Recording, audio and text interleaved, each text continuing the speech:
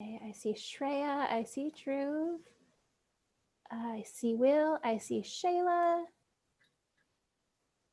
and I see Jackson. All right, we have everyone. Wonderful. Yeah, my sister will be joining us in after around 4 o'clock. She has school till. Okay, sounds good.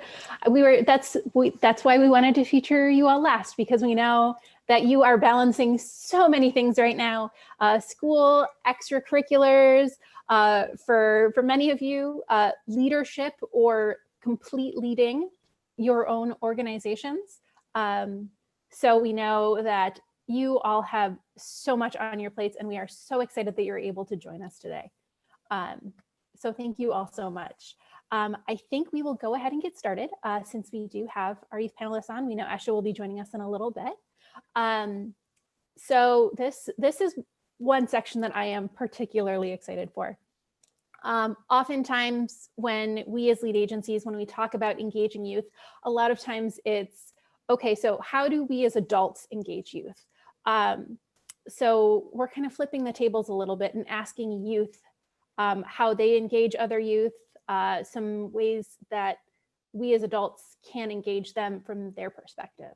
So really, really incorporating that youth voice, that youth leadership component. Also keeping that in the back of our mind, because we will be talking about that in a later session of our Youth Service Institutes. So before we go ahead and get started with our panel, I'm going to go ahead and ask each of our youth leaders to go ahead and introduce themselves. Their name, where they're from, a little bit about their organization and the work that they're doing. Then we'll go ahead, jump into a panel discussion with some preset questions, and then we will open it up to the floor to all of you if there are questions that you would like to follow up with each of these young leaders with. So we'll go ahead and turn it over. Dhruv, would you like to introduce yourself first? Sure. Can I just say that it's awesome to be here, and it's so exciting to meet all these new people who are also interested in, engaging youth, especially during the COVID pandemic. And so a little bit of background, I'm Dhruv. I'm a junior at Montgomery Blair High School in Silver Spring, Maryland, which is pretty close to Washington, D.C. And my organization is called Teens Helping Seniors, and I'm the co-founder. And we started this organization in roughly March at the beginning of the pandemic, with the goal of providing free contactless delivery of groceries, medication, really any necessity to seniors and other vulnerable populations, including the disabled and the immunocompromised in the community. And we started out as a really small, fledgling organization, just a few friends from local high schools. And then we saw a need, and so we expanded far beyond that. And now we have 33 chapters, one being in Canada and hopefully one in Spain. And we have over 800 volunteers. Wow, thanks, Dhruv. Jackson, would you like to go next? Thank you for having me. So my name's Jackson Silverman, and my story starts way back when I was 7. And I learned that 1 in 4 kids in Charleston County go hungry every weekend. And I decided to change that. But the problem with us was that kids weren't allowed to volunteer at our local food bank. So we met with the CEO and changed our mind.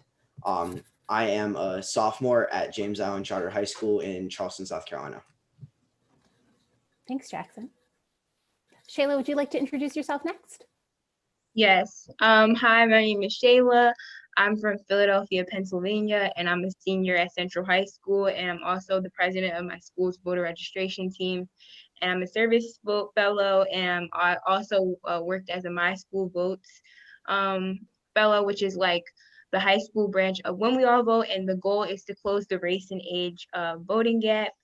And basically, like since the shutdown happened, we really have been increasing our efforts, because it was easier to register students while we were in school, but we had to just start with like a new platform. We had no way of, we use social media. I'll get into it later, and like just different ways of reaching people amidst COVID, because obviously this election was super important, and it was the youth turnout like definitely increased, and we were able to register like about my team, which is made up about like 25 to 30 students. We were able to register 600 people from May until now. So 600 new students. So, yeah. Great, thanks, Sheyla. Shreya, would you like to go next? I also just realized I misspelled your name on the PowerPoint. I am so sorry for that. No worries at all. So hi, everyone. I'm Shreya. I'm 18 years old and a freshman at Georgetown University in Washington, D.C.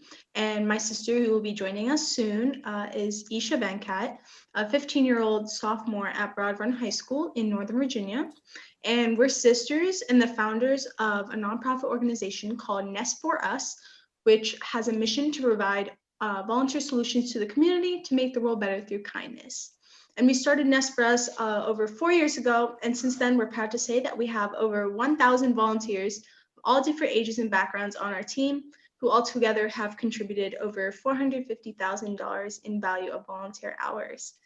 And we have 5 core programs that aim to tackle various community issues such as hunger, food disparity, and much more. And basically, our overall goal is to spread kindness and love to each and every person we come across.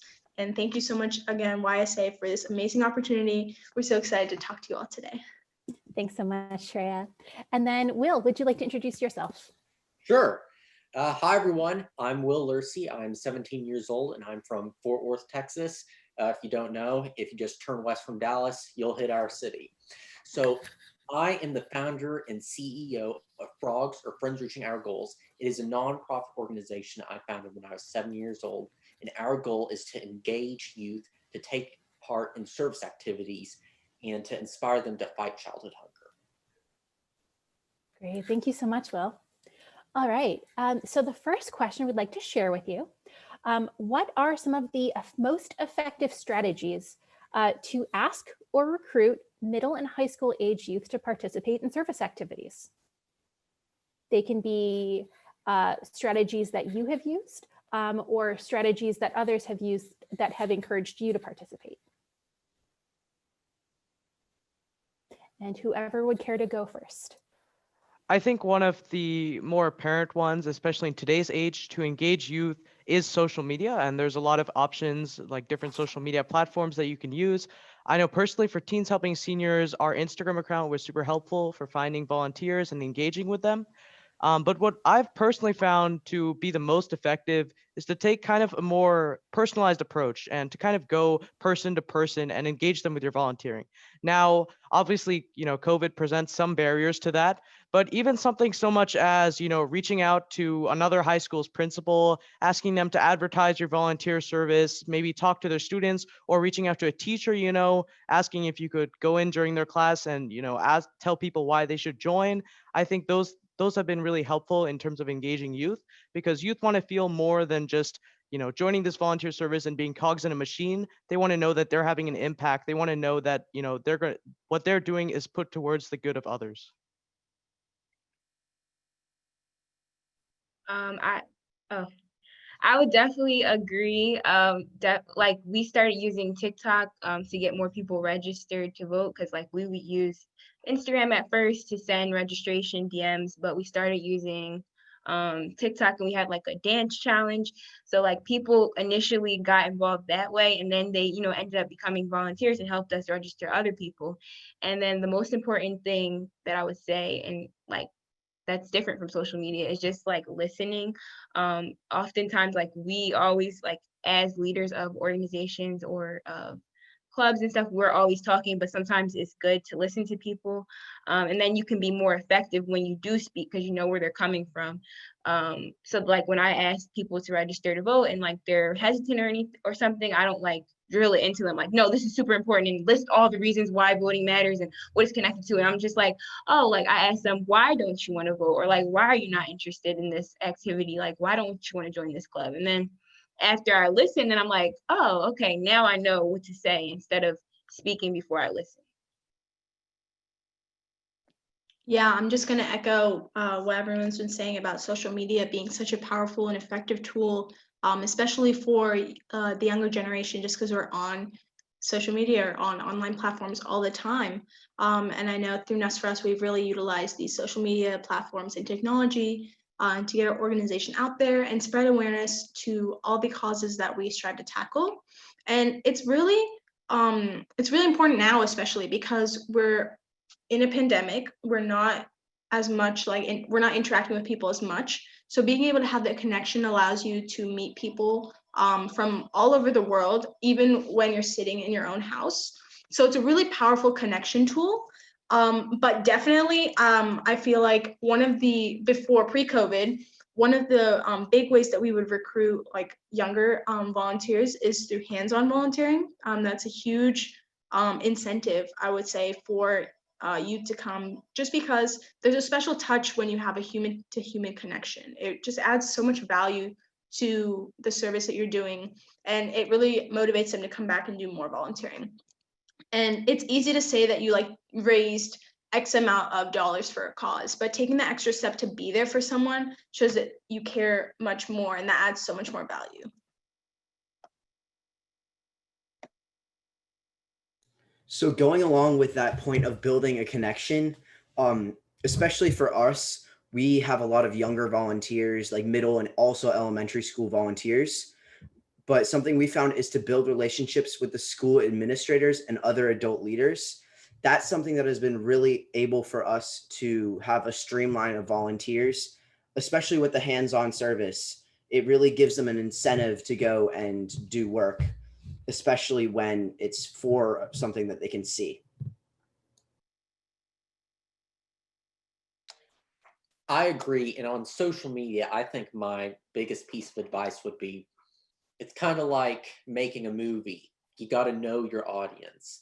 If you want to get in touch with kids and interact with them and help recruit them to your cause, you need to make sure you're doing it through the proper channels and that you're able to reach out to them. Like kids these days, they don't use Twitter or Facebook as often as they use Instagram or TikTok.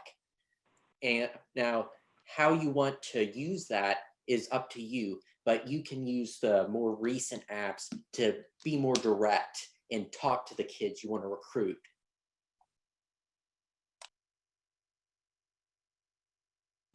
Wonderful. Thank you, everyone. Esha has just joined us for Nest for Us. Esha, would you like to say hi, do a quick introduction? Sure. Hi, my name is Esha. I just had school and I just got over here. I'm a sophomore in high school. I live in Ashburn, Virginia.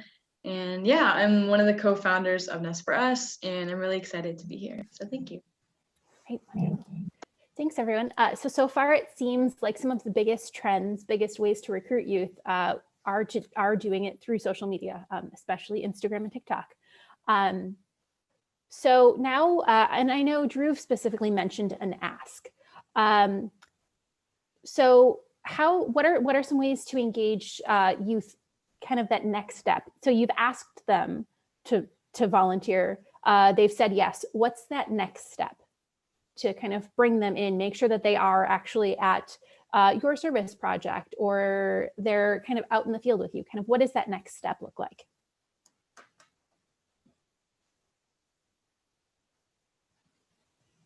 So I think the most important part of that next step, at least from my own personal experience, it's really all about communication. I know when, before I started Teens Helping Seniors, when I was volunteering for some other organizations, sometimes I would reach out to them and say, hey, I'm interested in joining your cause. How can I get involved? And then it would be, 2 or 3 months, and then say, hey, we don't have a spot for you, or something like that. And I think that really demoralizes volunteers when, they're kind of lost in the pipeline to helping out others. They're not able to get engaged because either they're overlooked, or maybe there's not an approach to responding to every single person on an individualized level. So I think a big part has to be constant communication. And that's why for us in Teens Helping Seniors, for example, every single week we send out an email blast talking about exactly what's happening in the organization, whether it's, press interviews that we're doing, or, blogs that we're writing to feature volunteers. It's always about the communication. And I think a secondary aspect of that is you really have to be flexible with how volunteers want to get involved. Not all volunteers want the same thing going into the organization. For example, we have a grocery delivery service, and so some teens are not old enough to drive, and so they're not able to do these deliveries. But there's a lot of other roles that you can offer to them, whether it's helping out and managing social media accounts, managing and building the website, or responding directly to delivery requests, it's important to engage them, how they want to be engaged. So that way they can get the most fulfilling experience out of the volunteerism. I like that. And I just want to add on, I believe that communication and the frequency with which you contact potential volunteers and recruits is a great way to do it. And one thing that I just remembered after how to recruit youth, I should have thought of this earlier, is by contacting schools, like being a guest speaker at a school and speaking to a class or an audience there. That's a great way to get direct to the kids and to show them how your organization works and how you can connect with them. That's just a piece of advice.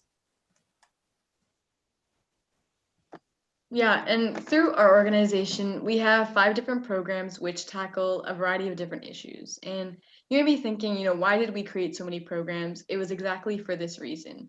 We know so many people have different interests and different causes that they believe in. And, for example, hunger education, which is why we really wanted to provide those different opportunities where anyone and everyone, not just in our area, but nationally and globally can give back, not just for hours, but with the passion. And that's one thing that we stress a lot in our organization. And so on our website, in our events page, you can find a list of all the upcoming events that we have in all of our different programs, so that, when people look at the events page, they can pick what specifically they want to volunteer for. They can see, the description of the event, what's going to be happening, who they're going to be helping, all the logistics, so that they're, aware before the event and know exactly what's going to be expected of them. So a common theme that I've been seeing and hearing about is having a lot of work. Instead of having them sit around or wait, you already have jobs for them that need to be filled. And they have this energy that can't be matched, where they want to tear through as many jobs as they can and get as much work done. So having those extra and those random jobs available really helps. And I would add on that it's not only important to have jobs, but to have leadership for students. So, if they're doing all this work, giving them something to say, take ownership. In our organization, we started out with 15 students, and then we started to have 50, and then we started to have 100, and then eventually we broke off into not just Pennsylvania, not just a Pennsylvania team, but we had a Philadelphia call, we had a Bucks County call, we had a Harrisburg call. And so students began to take leadership on and build their own teams. And then we're still a group, but we have leaders amongst our group, and it makes people want to stay involved, because it's you're not constantly telling them what to do, but they're building off from what you have already taught them. So giving people work, but also giving them the roles for the work that they have done.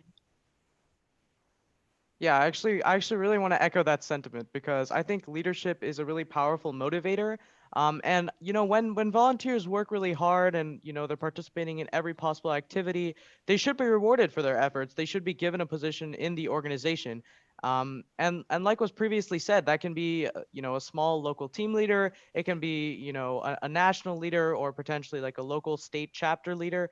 But I think leadership is definitely one of the most powerful motivators for teens. That actually segues perfectly into our next question. Thinking about motivation, thinking about inspiration. Earlier, Karen spoke with our lead agencies about Sparks-based activities. So giving youth the opportunity to do service connected to an issue that they're passionate about. So I want to pose to you, what is something that you think inspires middle and high school students to volunteer?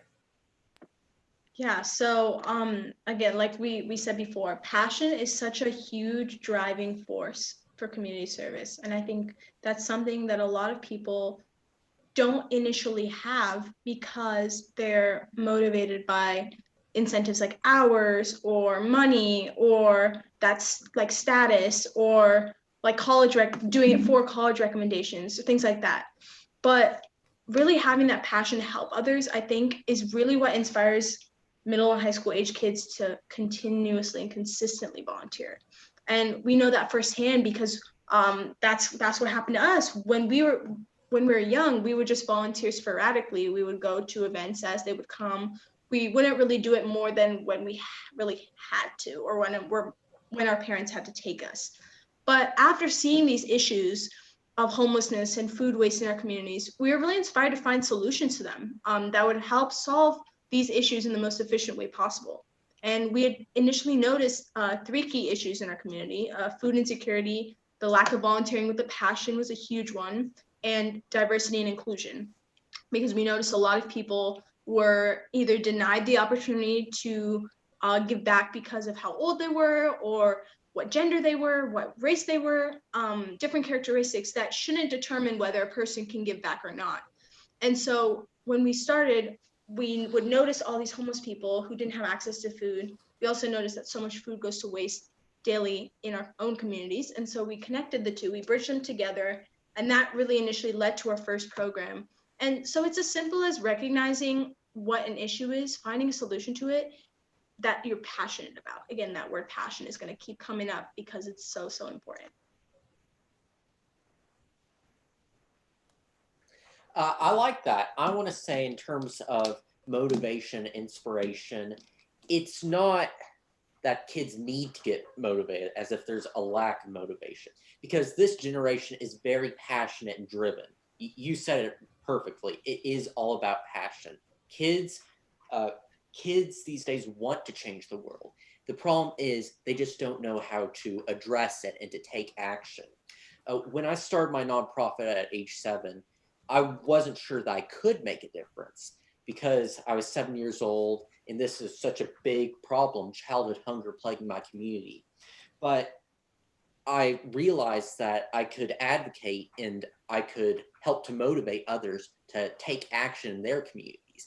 And it taught me that we all have the ability to make a big difference in our world. The question isn't, can we do it, or are kids motivated enough? We just need to apply that and to help them get out and do it. Yeah, I definitely agree that there is passion already, and we just need opportunities to use our passion for other people and to help like our communities around us. And so I think like some of the things that inspire the volunteers I work with is having opportunities to like share their passion, like speaking opportunities. We have like a lot of reporters reach out to us, and we always make sure like it's not the same people who are speaking to these reporters like about the work we're doing, so that everyone continues to feel like they're a part of the team and has like some type of like not just passion, but having an opportunity to share that passion so other people can see it. And also we have like different ways that people can show their passion. Like we'll have social media spotlights, for example, where we'll ask volunteers to send us like a paragraph about them, and then we'll spotlight them and say like, you know, this is the work that this is what this person is passionate about, and this is how they have used their passion. And it's like it inspires other people to join, because it's like, oh, this person, I'm passionate about that too. There's opportunities for me to do something with that energy. So again, like I think I said before, like having leadership, but also just having like opportunities to show the work that you have done. And I think a big part of that, really, along with passion, is empathy.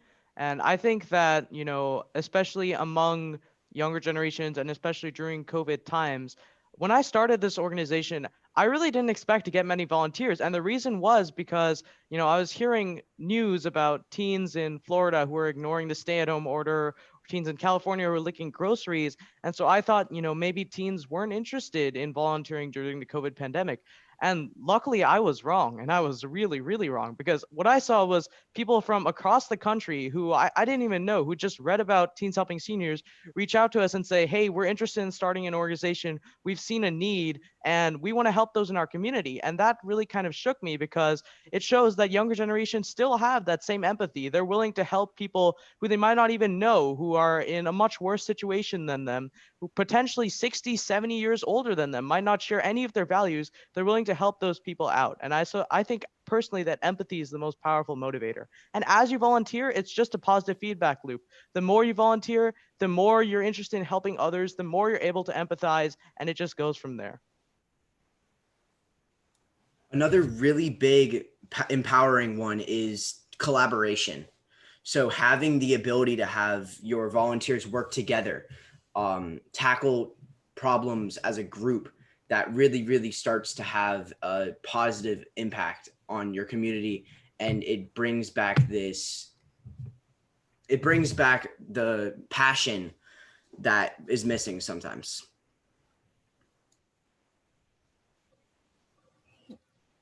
Thank you all so much. I mean, you know, great ideas. You can clearly see that obviously passion is important, empathy is important, and obviously we all know that you all have it as well. So we're really excited to kind of see how that shines through.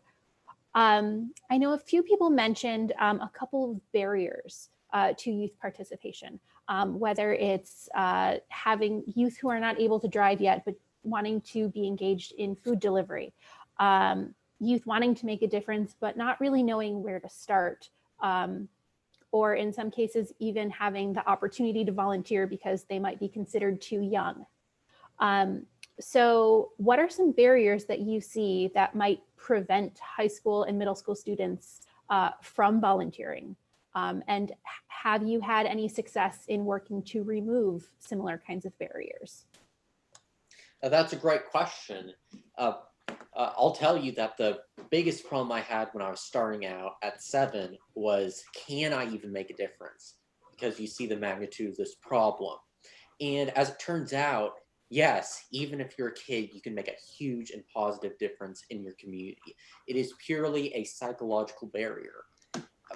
What I like to do with my nonprofit is to go into these areas, these food deserts, and teach the kids there that they can have a positive impact in their communities. We get engage them in service projects so they can help others and learn what that's like, to show them that it doesn't matter where they live, what their circumstances are, we can all do it. No matter how tall or small you are, we all have the ability to have a positive impact on our community. It is regardless of circumstance or location. One of my favorite Teddy Roosevelt quotes is, do what you can with what you have, where you are. And it's all about the passion and the motivation to take this action. And it's just getting past that, realizing that you can help and you can advocate, that can get things started and you can start taking action.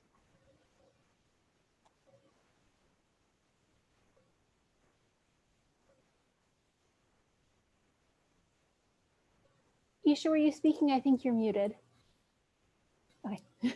Oh. Yeah, we can go. Sorry about that. I thought I saw lips moving and I was like, wait a second, they're muted. All right, yeah. So some of the barriers that we feel might prevent young children from volunteering is thinking that they don't have enough time. And time is a really valuable thing. And a lot of people often underestimate the power of time.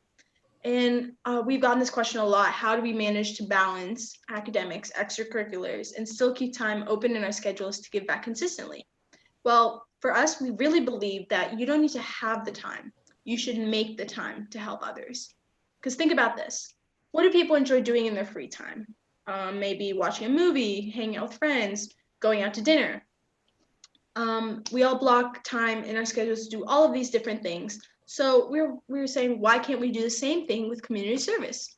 It's easy, it's fun, and you get to meet and connect with new people while helping those in need. So it's like a win-win-win situation. I think another win part of that win-win situation is the fact that community service itself has actually helped us strengthen our time management and organizational skills, and help us kind of prioritize, you know, what we need to do in the day and how to like block out time in our schedules to get everything that we want to do done. I mean, we play soccer, we dance, we do karate, we're in school, and she's in college, so she has a bunch of work, and you know, all these things, and of course running our own nonprofit. And like knowing you know, a huge motivating factor of all of that is that we're, again, so passionate about what we're doing, and we want to put our best effort and our 100% every single thing that we do. So I think that's something that's super important that a lot of young people may not realize, is that, you know, if you're really passionate about a cause you believe in, and you really want to fight for it, you will make the time to you know, fight for those causes and volunteer and things like that, and you will be able to give back in a way you want. And even when you go to high school and you think you're going to get so much homework, you'll be able to balance that if you really do have that motivation to do that. Really similar to what Will said, I do agree that I think it's all about the psychological barriers. I know a lot of, my friends who'd initially expressed doubts about volunteering, especially with Teens Helping Seniors, said it's because they didn't want to feel like their skills weren't being put to good use, for one, and second, they didn't want to feel like, the work that they were putting into the organization wasn't having an impact. And so I think a big part of getting past those barriers is showing volunteers the immediate gratification that their work is having. So, for example, for Teens Helping Seniors, after our volunteers deliver, often they get a phone call from the senior that they delivered to saying, just some kind words and saying, thank you so much for your delivery. We couldn't have gone without it. And sometimes our seniors even leave out, baked goods for the volunteer as a sign of appreciation. And I think those acts of gratification help to get past those barriers. And I think another aspect of that really is letting them know all about the flexibility of the organization. They don't have to engage in just one way. Like I said earlier, we can put their skills to good use. So one example I like to give is that a sixth grade student from California reached out to us a few months ago, and she said, I don't know anything about volunteering. I'm too young to drive. I don't know if I can even get an opportunity to volunteer with your organization, but I am interested. And she said specifically that she was interested in computer science and that she joined a local girls coding club at her school. And so we said, hey, why don't you make an app for us? And lo and behold, just 2 months later, all by herself, that sixth grader had made, a fully functional, amazing app that we rolled out to all 800 of our volunteers. And so I think it's the fact that, no matter how old you are, you can engage based on what you're interested in and still have an impact that really gets past those barriers.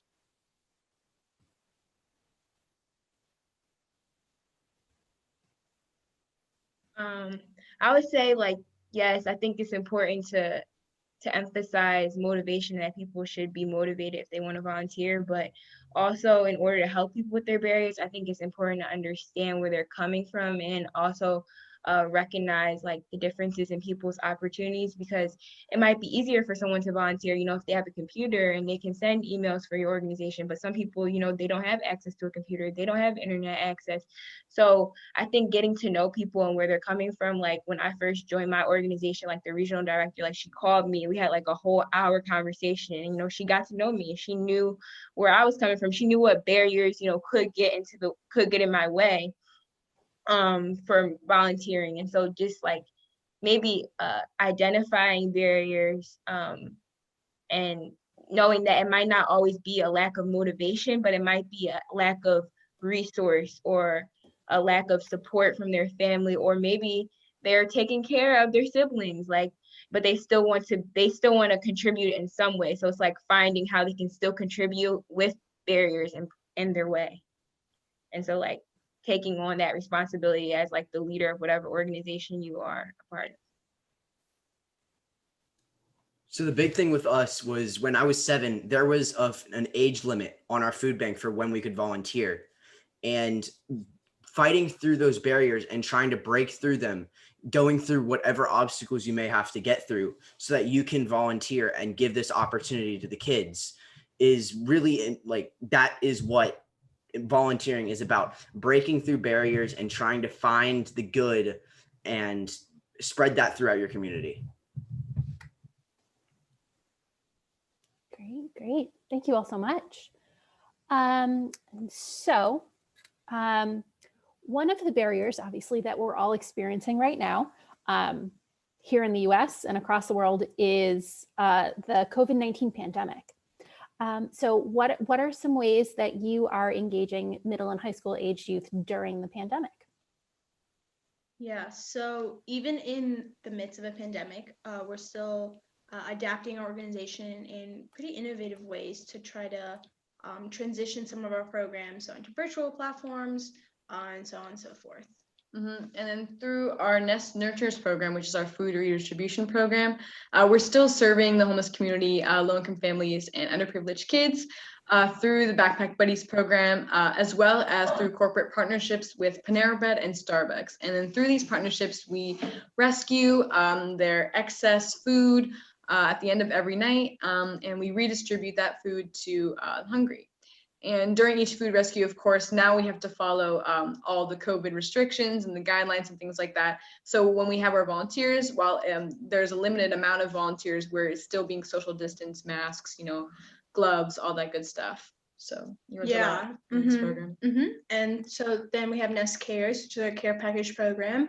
And we've been continuing to assemble care packages filled with toiletries and non-perishable food items, plus PPE items such as masks, hand sanitizer, gloves, things like that, and distributing those to those in need, particularly those homeless people living on the streets, in need despite the outbreak. And one of the programs that we really had to transition, that perhaps faced the biggest transition, has been our Nest Tutors program. So initially it was face-to-face. We were doing it like there were kids who would come to a specific location and would tutor kids in that area. But now we had to transition that program onto virtual platforms. So a silver lining from COVID has definitely been being able to connect with kids from around the world. So we have kids from Zambia, India, Vietnam, so all these different countries. And the thing about these kids is that they're so passionate about learning, and they're so excited to learn, but they don't have the resources for a quality education. So being able to provide that academic support and that emotional support has been so important. And that cultural connection too, getting to learn about different cultures from around the world, has been a really added incentive for this program in particular. So I know the COVID pandemic has really been a huge challenge for us because our main and signature event was a packing party where we did 200 volunteers packing bags together. So due to COVID, we haven't been able to do that at all. So we've shifted our entire program to do online and training videos for food drives in your own neighborhood. So we're trying to keep this hands-on approach where it's still enticing the middle and high school aged volunteers to volunteer, but it's also socially distant and they can also still see the impact that they're making. So unlike some of the other organizations that were mentioned previously, Teens Helping Seniors was really started during the pandemic or at the inception of the pandemic to address a need directly within the pandemic. And so truth be told, we haven't had to adapt much to the COVID pandemic. We're doing contactless deliveries right now. We're ensuring all safety protocols and all safety precautions, including social distancing. But one way that we definitely have adapted is we've expanded beyond just a simple grocery delivery organization to an organization that really bridges intergenerational barriers and intergenerational gaps to connect teens and the youngest with some of the older generations so that they can exchange values and messages, and they can cooperate during these hard times. So, for example, we have weekly sessions where we teach seniors how to use Zoom. And then just last week or about 2 weeks ago, we did a special delivery of Halloween goods. Or actually that was near October, but we did a special delivery of Halloween goods to our seniors. And then near election time, we were disseminating information, nonpartisan information for seniors about how to use a mail-in ballot and how to vote. And then a few months ago, we also partnered with Serving Together, which is a veterans organization affiliated with the VA. And now we're doing dozens of deliveries to veterans in the DC, Maryland, Virginia area. And in the future, we're looking to continue expanding Teens Helping Seniors from, just a grocery delivery service to really Teens Helping Seniors in all walks of life, even post-pandemic. Yeah, just like everyone else, the transition was difficult, but I think it was great, and we discovered a lot of ways that we could have been doing things before. So before we were doing registration, like when seniors would walk into school, we would like stop them and ask them to register to vote, and like when they swiped in, it would be like we coordinated with the office, the school office, so like when they swiped in and they weren't registered, it would be like a beep beep. So it's like really easy to identify students who weren't registered and get them registered. So when everything flipped over, it was right before the primary election. And what we did was we we used Instagram, we used email. So basically there would be like a senior page because there was no yearbook, and like a lot of schools were doing it. Basically post a picture of the senior in their cap and gown, and we would just DM them like, hey, the registration deadline is coming up, and send them the link. And then if they had questions, we'll walk them through. We also sent a petition to the secretary of, the state secretary in PA, and like our US Senator, to get the Penndot ID requirement removed, because during the pandemic, it was really hard to get like a state ID. And we were successful. So then students were only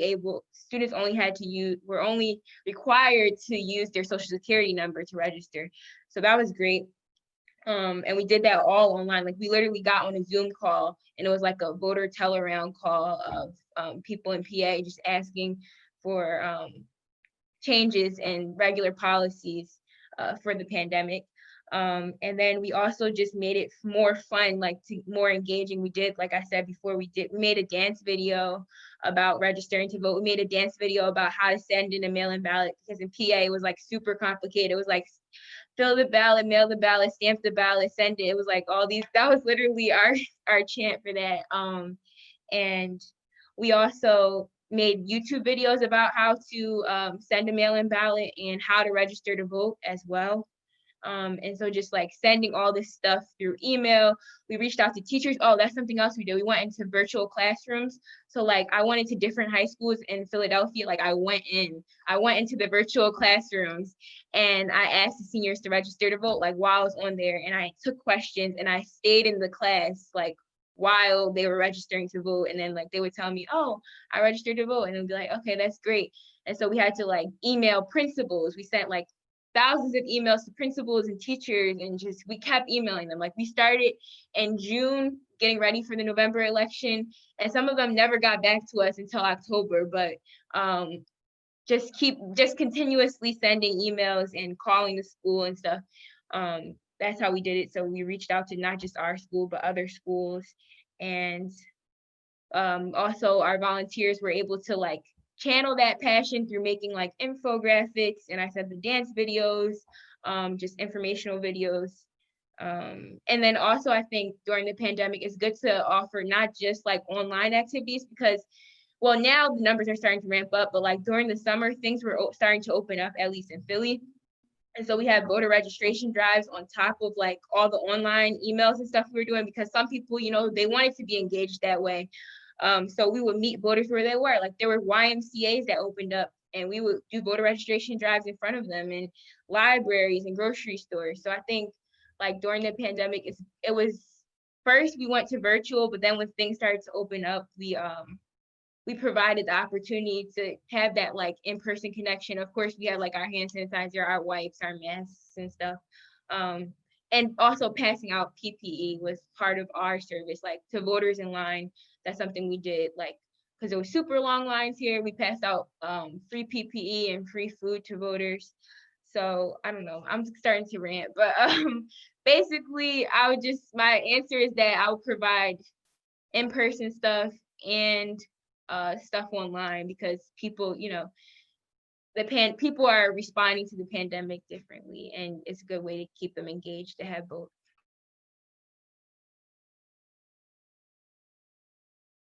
It has been a time of adaptation, because one of Frog's biggest programs was called the Frog's Dinner Club, where we would team up with the Boys and Girls Clubs, and we would go into food deserts, and we would serve the kids there a catered meal, and then get them involved in a service project. Now, obviously, when March arrived, things fundamentally changed, but we wanted to keep these activities up and still get these kids engaged in service projects. So we assembled shelf-stable foods with positive cards and sent them to the kids. We also partnered up with other organizations to partake in their independently done service projects. And we also assembled bags full of shelf-stable foods to send to local homeless shelters. So we're trying to stay active, even with this big change that's happened in our organization and how we basically move and organize.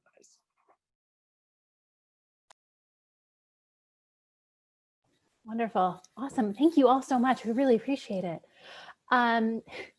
Hello to Drew's cat. Again, we've had pets joining all day. We love seeing animals. I don't personally have any here, so I'm always extra excited to see animals join the conversations. No, but it's really great to see kind of how everyone is adapting, because each of you are you are having some type of different impact in the community, so everyone is adapting differently. So it's really interesting to see are you moving virtually, kind of what the impact of moving virtually is having. Maybe you are creating a new resource like Jackson had mentioned. Maybe you are engaging people that you never would have engaged before. So thank you all so much for sharing that.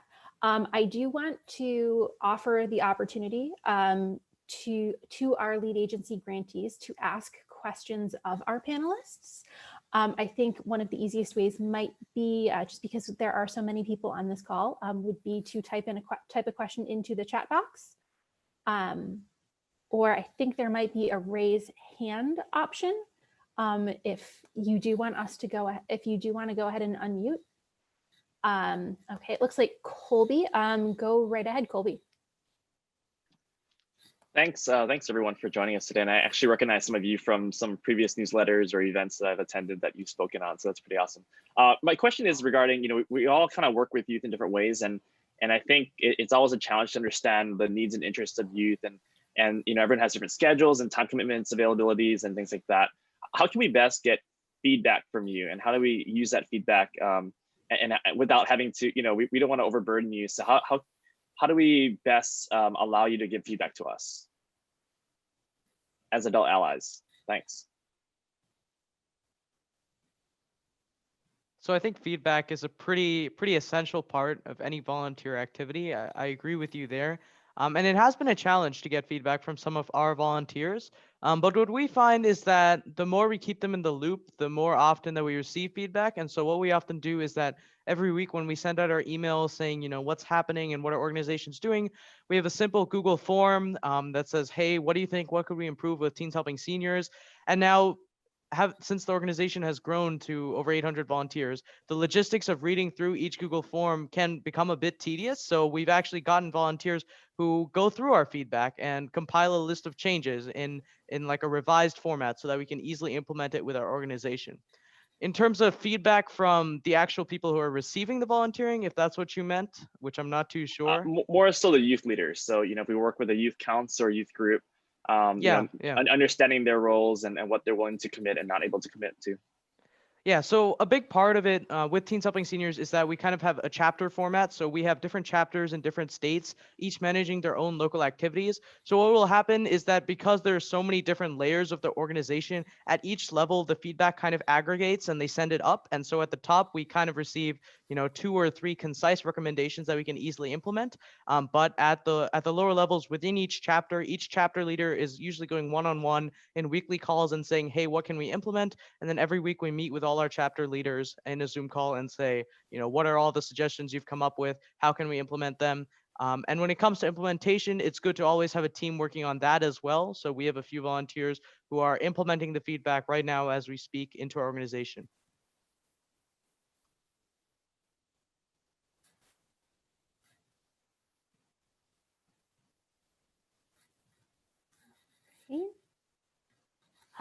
Do we have other questions for our youth leaders?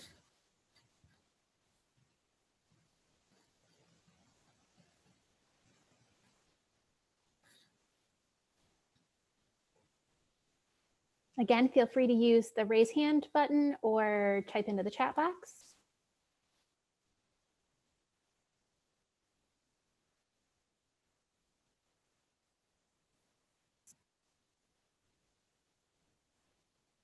Megan, if you had a question, I think you are currently on mute. Oh, we'll go to Corian. Go ahead, Corian. Hi. I hope you can hear me.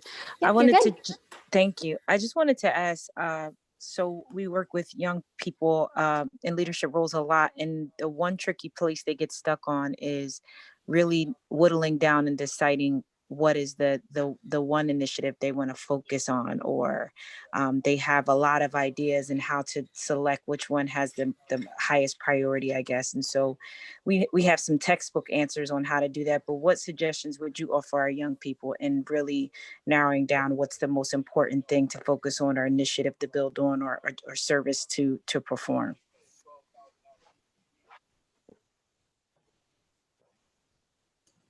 So for this question, it really comes down to passion. It's great to be passionate about so many different things, but I think the question you're asking is how do they narrow it down to like their specific thing and their one thing that they want to focus on. That really comes down to passion, if you're passionate about it, and also the area around you. If the area around you doesn't have hunger problems, then focus on something else that needs to be done. So if it's a problem in your area, make sure you have that passion and tackle that. Yeah, I just want to emphasize the last part of like convenience, like doing what is needed when it is needed, like in your community, and also whatever you're going to be the most effective at, because like I feel like you can become passionate about things as you do them. Like when I first started voter registration, it was kind of literally, it was for convenience. Like I needed to do community service for my school because I needed 30 hours. And then as I started to do it, I became more engaged. And I was like, oh, I don't want to just do this for hours. Like, no, I actually care about this. But I think a good starting place is like, what do you most need to do, like for yourself and for other people? So like if you don't have any need to do community service, like what do people need the most at that time? Yeah, I definitely agree with that. And it's kind of like asking around, I think is one more thing I would point out is like asking your community, for us, like specifically homeless shelters, people on the streets or even schools, and seeing, how you can get involved, and seeing how that aligns with your passions, as Jackson mentioned, and seeing, what is kind of like the most immediate concern or what they most need help with, and kind of like start small and then branch out to whatever you need from that small point. I believe Megan has a question as well. Sure. So and my mic is not good today, so I'll try to talk loud. But I appreciate all of you sharing. You're very passionate, and in some of the lengths that you've gone to do what you've done. It's amazing. But my question is really, and you've answered this, but many of you have answered it in some way already, but I'm really just, how do we reach you, but not just you, because you're going to find a way to be involved, but how do we reach your peers? And when I say that, I mean messaging. And then where are you right now? Like what platforms are you on? What are you doing? What are you into? So how do we reach you and your peers? With what messaging, and where are you at?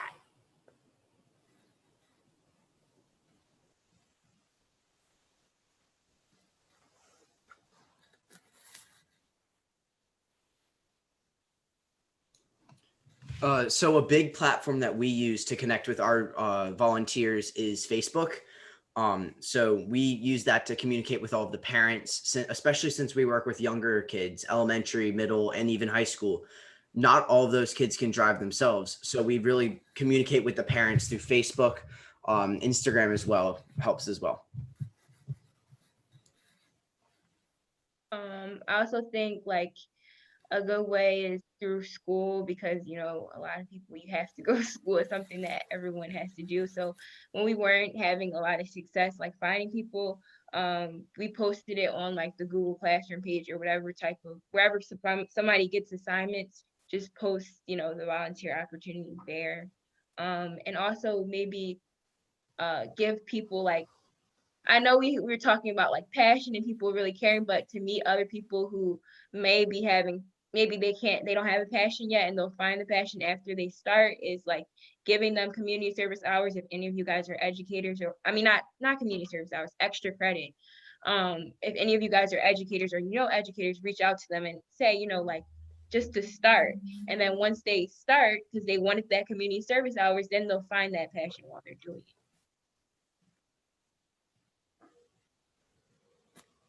Sheyla, you made a point about youth who may not be as passionate as you, as our other youth panelists.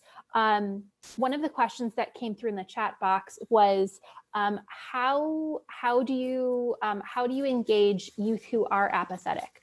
Obviously, you mentioned maybe teachers could offer extra credit.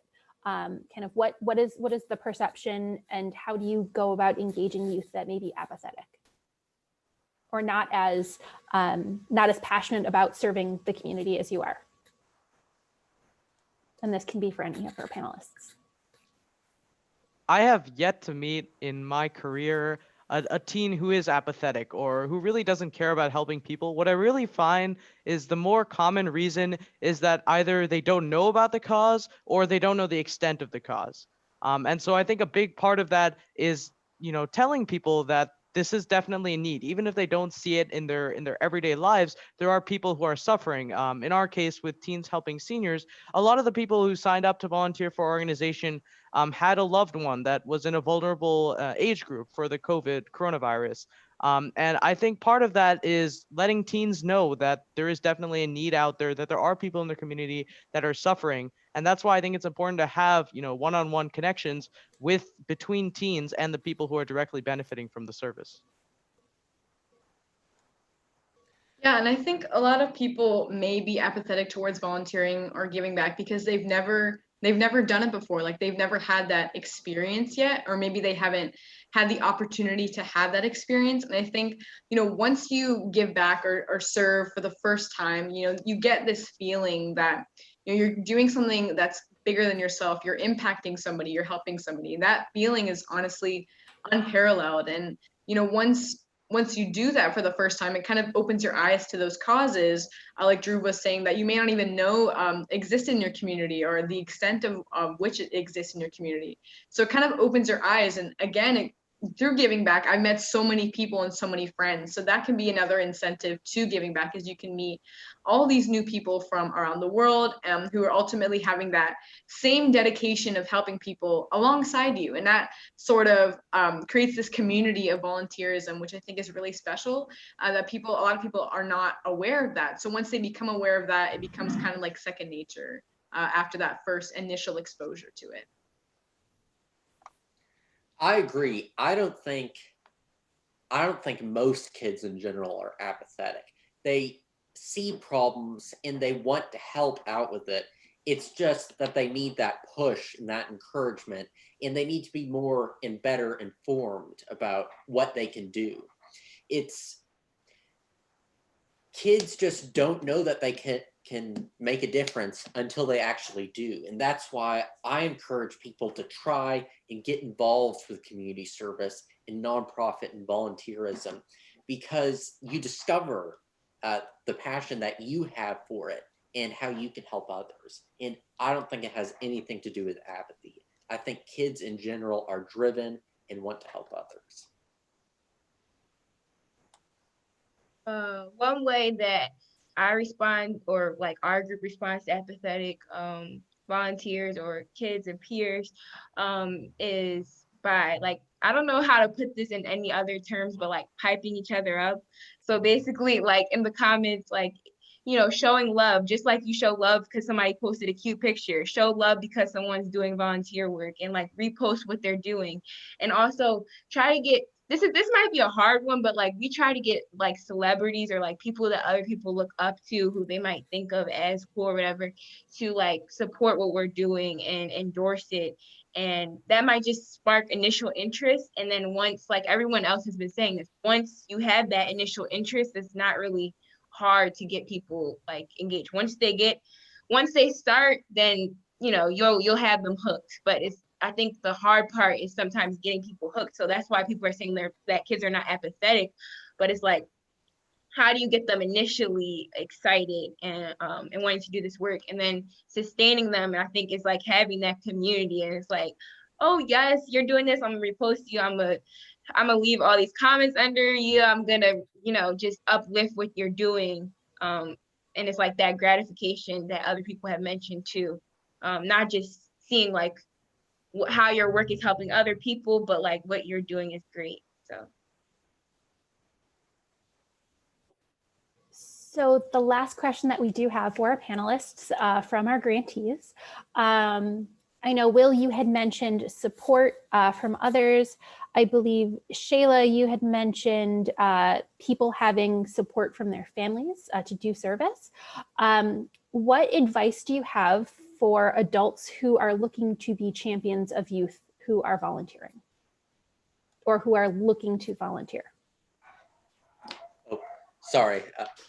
I saw this question in the chat and I was very interested because adults, they do want to encourage their kids and to get them involved. But I think a lot of it is from a kid's volition, or they're not encouraged to, they just really want to do it. But the main role that the parent or the mentor or whoever is in that position of authority can do is just to give them their support and just show that they have their back and they understand and are willing to help them. Like, for instance, when I started my nonprofit out, obviously I couldn't drive. I could, 7, I could barely read or anything. But I am very thankful for my parents encouraging me and driving me places and allowing me to ask questions and learn more about the volunteering sector and how nonprofits work. And they were my private chauffeurs to all of our events. And I will always be grateful for that. And also when Frogs got its 501c3 status, I didn't know how to deal with the IRS. So they were very helpful there. But yeah, I think the best thing a parent can do is not really push or prod a kid into community service. Just let the kid get into community service. And when they come to you and they ask for your support or advice, give that to them and it will happen naturally.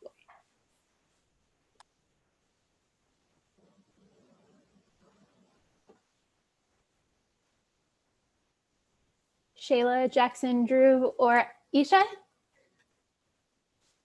Any additional advice for adults looking to be champions of youth? Something else that I noticed was it's also almost like follow the leader. So if a kid sees an adult or someone that they look up to doing it, they are more likely to be doing it, because if you look like you're having fun, why would they not want to do that? It looks like it's fun. So it's leading by example is really important when trying to help these youth volunteers into service.